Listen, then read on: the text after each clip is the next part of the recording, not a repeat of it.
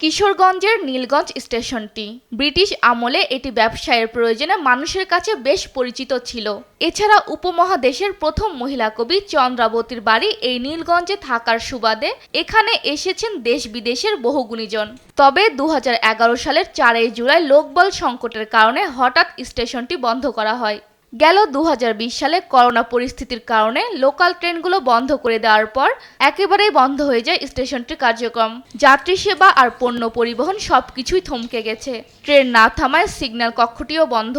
নষ্ট হচ্ছে মূল্যবান ও প্রয়োজনীয় জিনিসপত্র।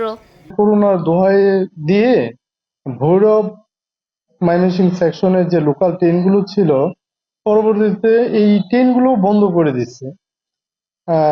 এই ট্রেনগুলো বন্ধ হয়ে যাওয়াতেই কিন্তু নীলগঞ্জ স্টেশনটা একটা কমার্শিয়াল স্টেশন ছিল। স্টেশন ঘিরে ব্যবসায় ভাটা পড়েছে। এতে বিপাকে পড়েছেন নীলগঞ্জ সহ আশপাশের সাধারণ মানুষ ও ব্যবসায়ীরা।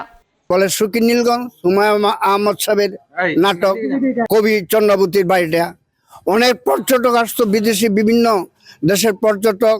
12টা-13টা ট্রেন হাফ ডাউন করতো, প্রায় ক্রসিনি পাইতাম আমরা 6-7টা, অনেক তো গাড়ি পাই না। মিঠাবন কালিয়াজুরি যত লোক আছে আপনার এখানে আসতো বা এখনো আসে, আইসে দিনের দিন বসে থাকে, কোনো গাড়ি পায় না, গাড়ি ধরে না।